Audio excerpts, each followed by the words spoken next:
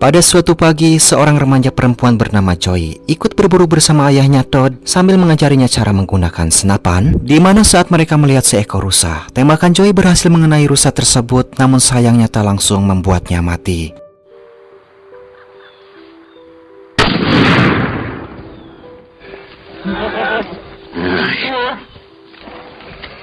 Kemudian di sini Todd menjelaskan bahwa mereka dihadapkan pada dua pilihan. Pilihan itu adalah membiarkannya mati perlahan dalam penderitaan atau mengakhirinya sebagai bentuk belas kasihan. Namun sebelum Todd menyelesaikan penjelasannya, Joy tiba-tiba memukulkan batu besar ke kepalanya hingga membuat hewan tersebut mati saat itu juga.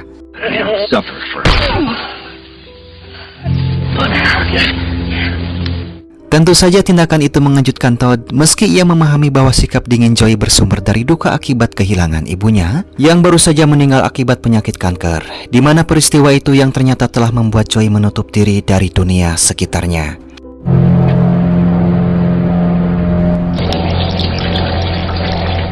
Setibanya di rumah, Joy sarapan sambil berhalusinasi berbicara dengan ibunya. Dan hal tersebut merupakan kebiasaan yang kerap ia lakukan. Namun saat sang ayah datang, Joy beralasan bahwa ia hanya berbicara pada seekor lalat. Hal itu menunjukkan bahwa Joy belum mampu menerima kepergian ibunya. Tapi di sisi lain, sikap Todd yang keras membuat Joy yang masih berusia 17 tahun merasa menjadi tertekan, sehingga hubungan mereka akhir-akhir ini semakin terasa renggang. Sorry. Not breaking, just entering. Sampai tak lama kemudian, Lois sahabat Joy datang menjemputnya untuk berangkat ke sekolah bersama. Dan dalam perjalanan, mereka tiba-tiba diusik oleh sekelompok siswa bermasalah hingga membuat mobil yang mereka tumpangi harus keluar jalur. We know, Mommy! She didn't hug you enough! It's still aggression! Reach out to that scared little boy who said he was proud! Kemudian saat Lois mencoba menyalakan mobilnya kembali, Joy melihat seorang siswa meletakkan benda mencurigakan di tengah lapangan terbuka. Melihat hal tersebut, Joy pun sempat merasa aneh, namun Lois menganggap hal itu wajar bila dilakukan oleh para siswa senior. Apalagi hari ini merupakan hari lelucon saat para senior bebas melakukan aksi konyol di sekolah. An even stupider torrent of promposals. Yeah.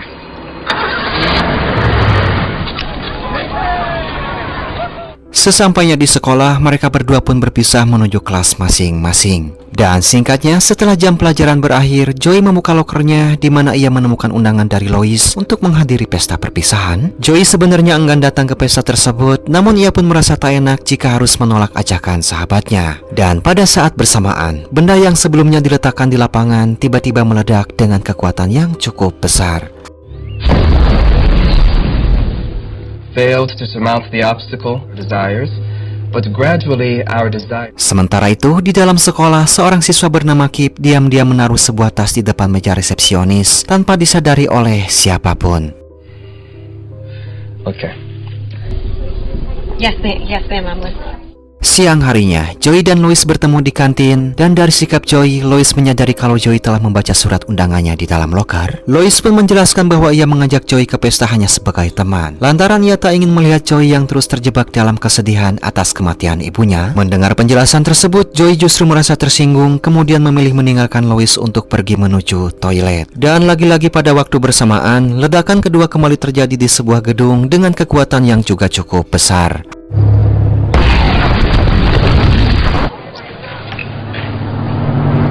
Saat Joy memasuki toilet, ia melihat seorang siswi bernama Anna yang kala itu tengah menutup bagian langit-langit, bahkan tanpa sopan menyenggol Joy ketika ia keluar. Dan karena merasa penasaran, Joy pun lantas memeriksanya, namun tidak menemukan apapun di sana, tanpa menyadari bekas senjata yang tertinggal di langit-langit.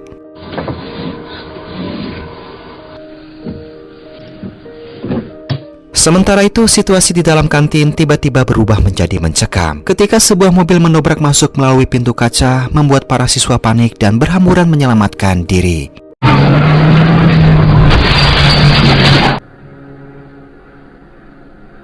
Hingga seorang siswa bersenjata bernama Chris keluar dari dalam mobil dan tanpa basa-basi langsung menembaki murid yang ada di depannya, di mana Chris ternyata adalah siswa yang sebelumnya dilihat oleh Joy di lapangan pada pagi hari ketika saat akan berangkat sekolah.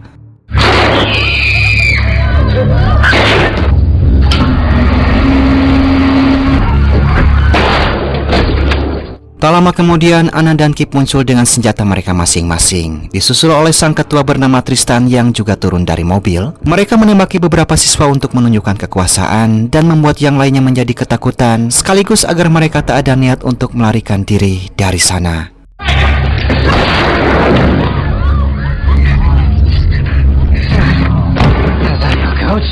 Joey yang hendak keluar dari toilet, tiba-tiba ia pun harus dibuat terkejut ketika melihat seorang siswi terluka parah menghampirinya. Sehingga sontak saja membuatnya panik, namun ia pun tak mampu untuk menolong, sampai akhirnya gadis tersebut menghembuskan napas terakhir di pangkuannya.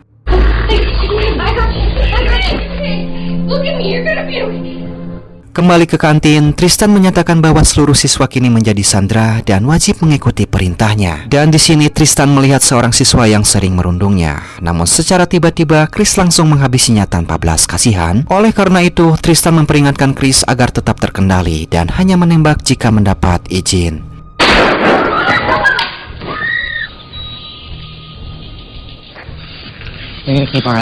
Dan rupanya semua kejadian tersebut diamati oleh Joey dari dekat pintu toilet. Keadaan semakin memburuk ketika seorang siswa keluar dari toilet pria, membuat Kip menduga masih ada siswa lain yang bersembunyi. Dan dalam kepanikan, bayangan ibunya seolah menyuruh Joey untuk segera bersembunyi. Beruntung saat Kip memeriksa toilet wanita, Joey sudah lebih dulu naik ke dalam langit-langit, di mana saat itu ia pun kemudian merayap di atas langit-langit, berharap bisa menemukan jalan keluar.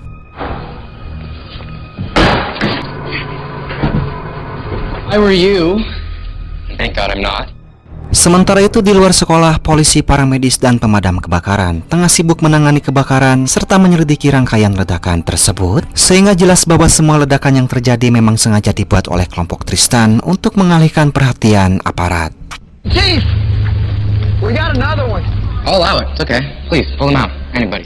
Kembali ke kantin, Tristan memerintahkan seorang siswi mengeluarkan ponselnya dan meminta menelepon orang yang paling ia cintai, di mana gadis itu pun langsung menelepon ibunya, kemudian menjelaskan situasi sambil mengungkapkan rasa cintanya, hingga sang ibu pun berjanji akan segera menghubungi polisi saat itu juga. Okay, Dawn, did your mom say that she was going to call the police? Fantastic. That's one less step for all of you to worry about. Usai panggilan itu, Tristan menyampaikan bahwa pihak berwenang sudah diberitahu, sehingga tak ada gunanya menelepon secara sembunyi-sembunyi. Ia bahkan memperbolehkan para siswa menelepon siapapun untuk terakhir kalinya sebelum ajal menjemput. Dan mendengar itu, para siswa pun menuruti perintah dan mengucapkan salam perpisahan kepada orang tua mereka masing-masing, bila mana mereka tak akan pernah kembali lagi ke rumah. Listen, Mom, there's guys with guns everywhere. I didn't die sad. This is the last time you hear my voice. I thank you for the life that you gave me, Ma. Kembali kepada Joey yang kala itu sudah berada di atas dapur dengan langit-langit yang tiba-tiba ambruk hingga membuatnya terjatuh ke lantai. Mendengar suara keras itu, Tristan menyuruh agar Chris memeriksa apa yang sedang terjadi. Sementara Joey yang sadar akan adanya bahaya, ia pun lantas segera mencari tempat persembunyian.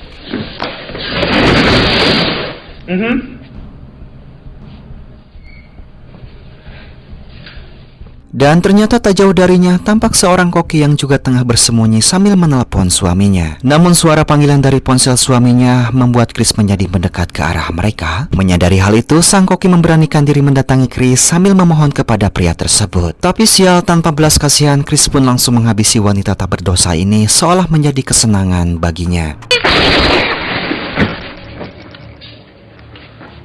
Kill that thing of yours. Di kantin, Tristan menelepon resepsionis sekolah dan dengan sengaja mengabarkan aksi penembakan yang ia lakukan saat ini, di mana resepsionis ini pun segera memberitahu kepada sang kepala sekolah, kemudian menghubungi nomor darurat 991. Hang up, I'm calling 911. Kembali ke dapur, Joey yang gemetar, ia pun bangkit dan keluar lewat pintu belakang, lalu bertemu kelompok siswa yang hendak masuk ke dalam kantin dan memperingatkan mereka tentang bahaya di dalam. It's better be real. Unless you want to die, okay? I'm with you. Okay, yeah? Sementara itu, Tristan memerintahkan seluruh sandera untuk melakukan siaran langsung di platform manapun. Dan saat siaran dimulai, Tristan menuntut agar semua platform membiarkan streaming tersebut tetap berjalan. Ia mengancam akan menghabisi lebih banyak orang lagi jika siaran dihentikan, lantaran ia ingin seluruh dunia menyaksikan aksinya tersebut. Society in favor of entropy and truth, forced to kill everybody immediately. I promise.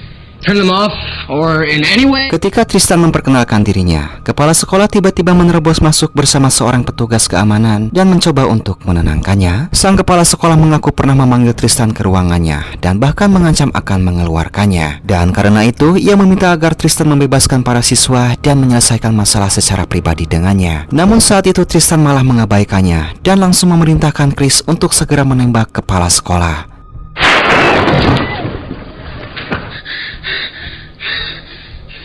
Don't bother. Setelah itu, Tristan menanyakan siapa yang memiliki jumlah penonton terbanyak, dan siaran Louis ternyata ditonton oleh lebih dari 1.000 orang, sehingga ia pun menjadikannya kameramen utama dan menyuruh siswa lain membuang ponsel mereka ke tempat sampah. Ask for you. Inappropriate. What in the name of...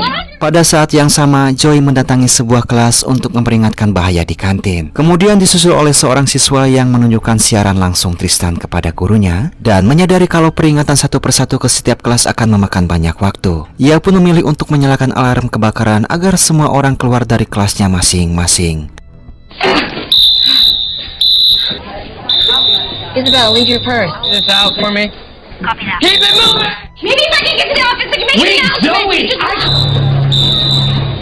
Namun rupanya Anna sudah ada di ruang listrik. Ia pun tega menghabisi petugas di sana sebelum akhirnya mematikan seluruh aliran listrik, sehingga akibatnya alarm berhenti berbunyi dan para siswa diperintahkan kembali ke kelasnya masing-masing. Alarm, everyone. Back in your classroom.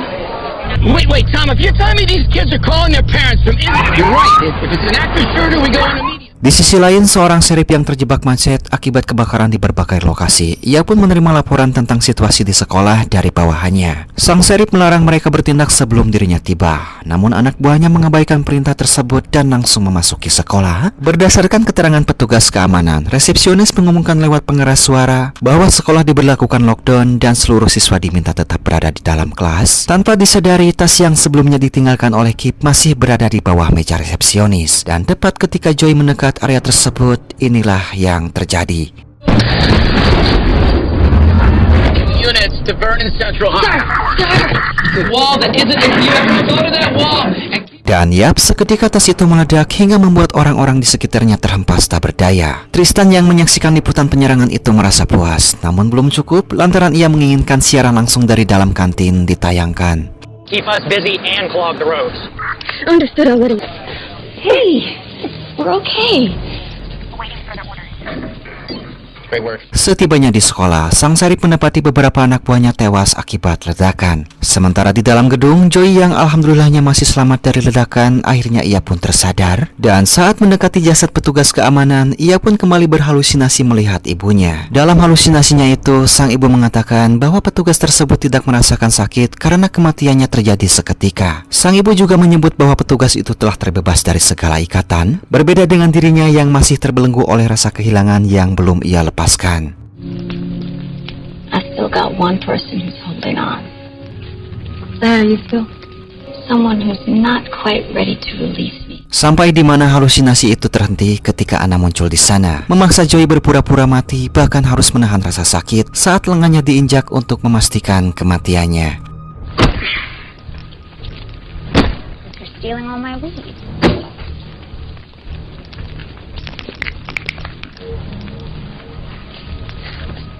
Kembali ke kantin, Tristan memutar rekaman video yang diambil oleh Anna. Dan Lois yang memegang kamera seketika terdiam ketika dirinya melihat Joey tergeletak tak bergerak. Hingga tak lama kemudian, Kip melapor bahwa salah satu stasiun TV menghentikan siarannya lantaran dianggap terlalu kejam untuk ditayangkan langsung. Mendengar itu, Tristan justru semakin bersemangat lalu menyuruh Chris menjaga para sandera. Sementara ia membawa Kip dan Lois mencari siswa lain untuk dibawa ke kantin. Hot dog. Di waktu yang sama, Joey menggedor pintu kelas untuk memperingatkan semua orang agar segera meninggalkan sekolah. Namun inilah yang terjadi. Don't understand. There is no office anymore. Tanpa diduga, tembakan Anna barusan berhasil mengenai paha Joey dan di tengah rasa sakit itu, Joey kembali melihat bayangan ibunya yang memintanya untuk bersembunyi. Anna terus mengejar Joey ke sebuah ruangan yang ternyata dipenuhi dengan balon, hasil persiapan para siswa senior untuk lelucon. Namun situasi tersebut bisa dimanfaatkan oleh Joey untuk mengejutkan Anna dan balik melawan. Hingga setelah pergulatan panjang, ia berhasil menghabisi Anna dengan cara yang sangat membagongkan.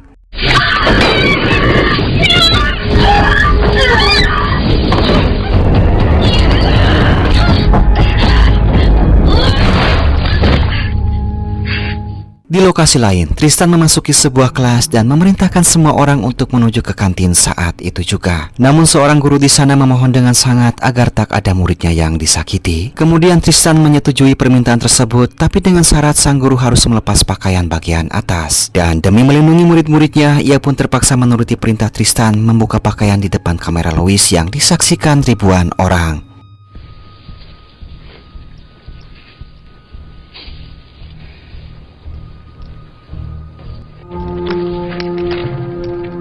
Pada saat bersamaan, seorang polisi mendatangi rumah Tristan untuk menyelidiki latar belakangnya. Dan di sini ia mendengar suara televisi menyala dari dalam rumah, namun lantaran tak ada jawaban sama sekali, polisi ini pun mengintip lewat jendela, di mana saat itu ia menemukan ibu Tristan telah meninggal di sofa, menghadap televisi yang menyiarkan berita aksi penyerangan sang anak. Keadaan tersebut mengindikasikan bahwa ibu Tristan kemungkinan mengakhiri hidupnya sendiri. You got me. You know, reached out and grabbed me by the neck. Sementara itu di rumah, setelah mendengar kabar penembakan di sekolah Choi, Todd pun segera bergegas menuju ke sana guna memastikan keadaan sang anak. We already lost 2 good officers, so Titan must gear up, okay? Kembali ke kantin dengan Chris yang mulai berbicara sendiri seolah mendengar bisikan di kepalanya, yang menjadi alasan utama ia bergabung dengan Tristan, di mana suara-suara itu pula yang seketika mendorong Chris untuk pergi keluar dan langsung menembaki para polisi. Okay, you okay?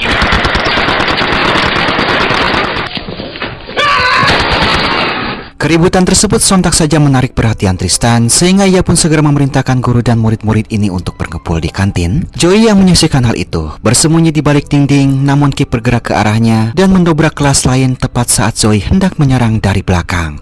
Still lost it done.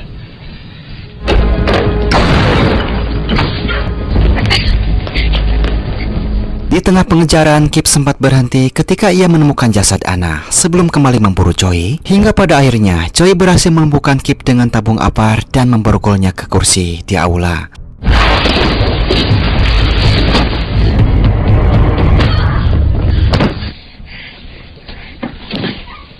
Di sini bayangan ibu Joey kembali muncul dan melanjutkan pembicaraan tentang pikiran Joey yang belum mampu melepaskannya, di mana percakapan itu kembali terputus ketika Kip sadar dan menganggap Joey sama seperti mereka lantaran berbicara seorang diri. Menurut Kip, hal itu membuktikan bahwa kelompok Tristan juga mendengar suara-suara yang seolah berbicara kepada mereka. Kip kemudian mengungkapkan bahwa ia pernah dipermalukan dengan ditelanjangi oleh siswa nakal, dan sejak saat itu ia selalu menjadi bahan tertawaan orang lain. What did you know about me?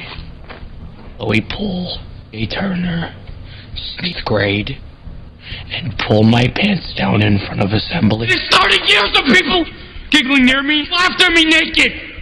Your motivation for cold-blooded murder? Just want me to say who you are. Mendengar pengakuan itu, Joey mengatakan bahwa tawa orang-orang bukan berarti hinaan, melainkan ekspresi kebahagiaan mereka sendiri. Joey menilai aksi balas dendam tersebut sangat berlebihan, apalagi banyak korban berjatuhan yang sama sekali tak terlibat dalam perundungan itu, yang ternyata perkataan Joey tersebut tampaknya mulai bisa menggugah kesadaran Kip.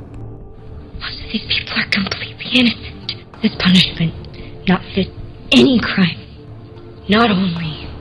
Sementara di luar sekolah, para orang tua mulai berkumpul untuk mengetahui kondisi anak-anak mereka, termasuk juga dengan Todd. Tampak salah satu orang tua mendekati Todd dan menunjukkan siaran langsung yang dilakukan oleh Tristan. I figured out how to get it.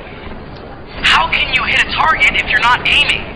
Di sisi lain, saat Joey mengambil senjata milik Kip, Jen yang sedang mengevakuasi siswa tiba di sana dan mengira Joey sebagai pelaku karena melihat senjata di tangannya. Namun Joey segera menjelaskan keadaan sebenarnya, kemudian membantu evakuasi siswa dan menghubungi rekannya yang selamat untuk disambungkan dengan Sheriff.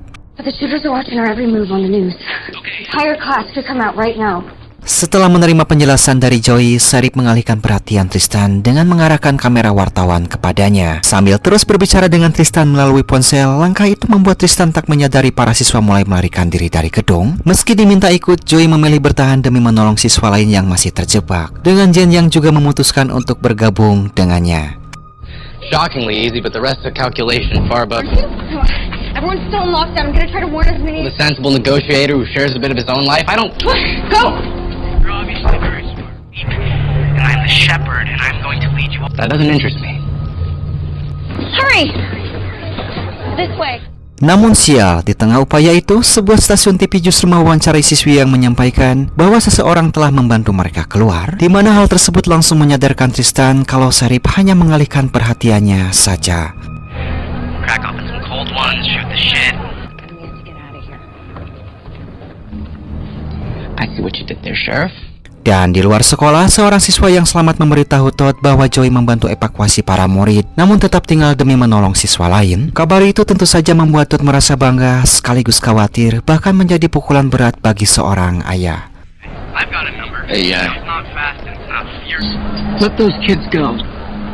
Di kantin, Tristan yang murka mencoba menghubungi ponsel Anna dan Kip, namun tak mendapat jawaban lantaran keduanya sudah berada di tangan Joey. Karena itu ia pun mengancam akan mulai menghabisi para sandera, sehingga memaksa Joey menerima panggilan tersebut dan mengakui bahwa Anna telah ia bunuh serta Kip berhasil ditangkap.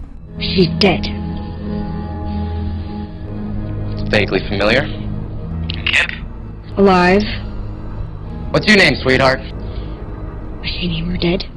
Mendengar suara Joey, Lois langsung merasa lega. Namun saat itu Tristan memerintahkannya agar segera datang ke kantin untuk mempertanggungjawabkan perbuatannya. Ia mengancam akan menewaskan satu siswa setiap 5 menit sekali hingga Joey muncul di sana. Dan demi membuktikan ancamannya itu, ia pun tanpa basa-basi langsung menembak salah seorang siswi dengan begitu entengnya. Starts now. I don't make threats. Yourself too. Go! Todd yang mendengar percakapan itu dan menyaksikan lewat siaran langsung menyadari jika saat ini nyawa putrinya sedang terancam. Kemudian ia pun diam-diam mengambil senapan berburunya dan menyelinap masuk ke area sekolah tanpa disadari oleh siapapun.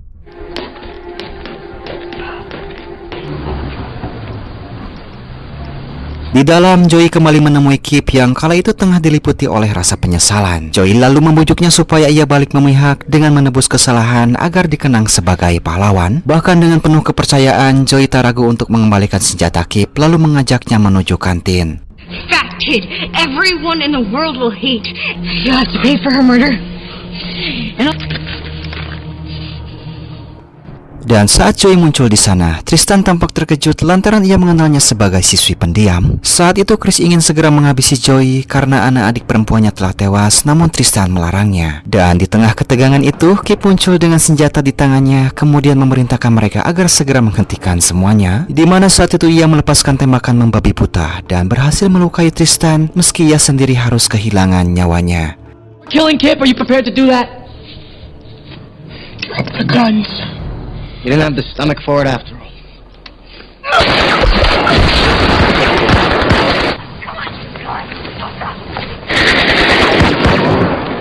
Melihat Joey dan Lois kabur dari sana, Tristan menyuruh Chris agar segera mengejar mereka. Dalam pelarian tersebut, Joey menyadari kalau ternyata Lois juga ikut tertembak, lalu memapahnya ke ruangan guru dan membaringkannya di sofa.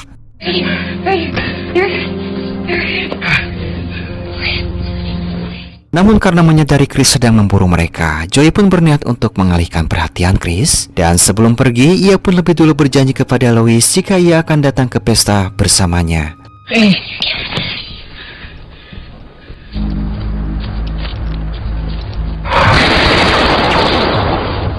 Dan untuk mengelur waktu, Joey masuk ke sebuah lab kimia dan membuka beberapa tabung gas, lalu memicu ledakan saat Chris masuk, di mana kobaran api itu menarik perhatian Todd yang berada di hutan belakang sekolah dan mulai mempersiapkan senjatanya.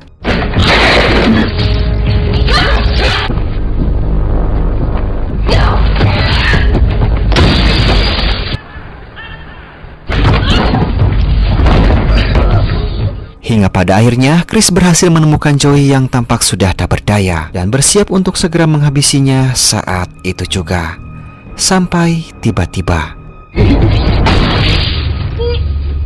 Dan yap, tembakan Todd yang tempat menembus leher Chris langsung menewaskannya seketika. Kemudian dari balik jendela, Joey menatap keluar dan menyadari jika sang ayah telah menyelamatkannya. Namun meski begitu, Todd tetap ditangkap oleh polisi yang sebelumnya sama sekali tak ada pergerakan dari mereka.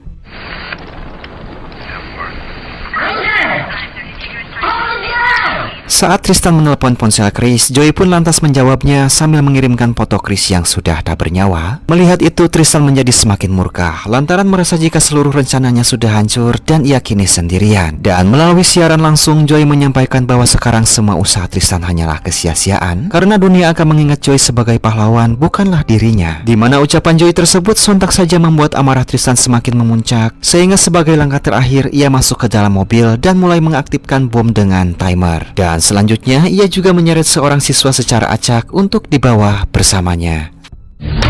Get up on your feet! Everybody else in the You get outside. I will now. This is the last group from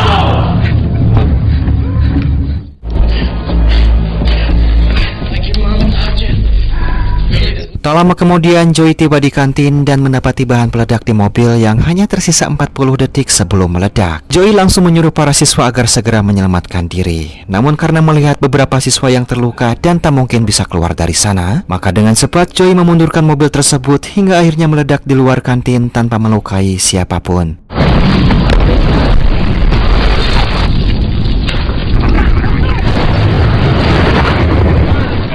Setelah ledakan terjadi, polisi yang sejak tadi bersiaga akhirnya bergerak masuk ke dalam dengan tim SWAT menemukan Joey yang justru malah menangkapnya. Hingga tak lama kemudian terjadilah ledakan lain di lokasi yang berbeda.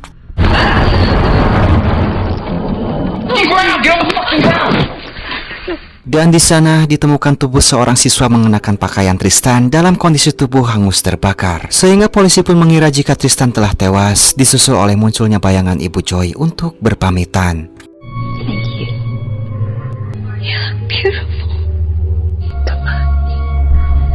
Beberapa waktu kemudian, di dalam mobil tahanan, Sheriff menemui Joey untuk segera melepaskan borgolnya dan meminta maaf atas tindakan SWAT yang tak mengetahui siapakah dirinya. Dan tak lupa ia juga menyampaikan bahwa Tristan telah tewas dalam keadaan hangus terbakar. Folks have a lot of questions for you. Proud of you. Tristan? Dead. Selanjutnya Joey menemui Todd yang sedang ditahan di dalam mobil polisi, di mana sang ayah menyampaikan betapa bangganya ia pada sang anak, bertepatan dengan Lois yang ternyata berhasil dievakuasi menggunakan ambulan. Namun tiba-tiba Joey melihat seseorang mencurigakan yang tampak tergesa-gesa keluar dari kerumunan siswa. Lantas ia pun mengambil senapan ayahnya yang masih tertinggal di lokasi belakang sekolah dan mulai mengikuti orang tersebut, di mana kecurigaannya itu terbukti lantaran benar jika orang tersebut adalah Tristan, sehingga ia pun tanpa ragu langsung melepaskan tembakan.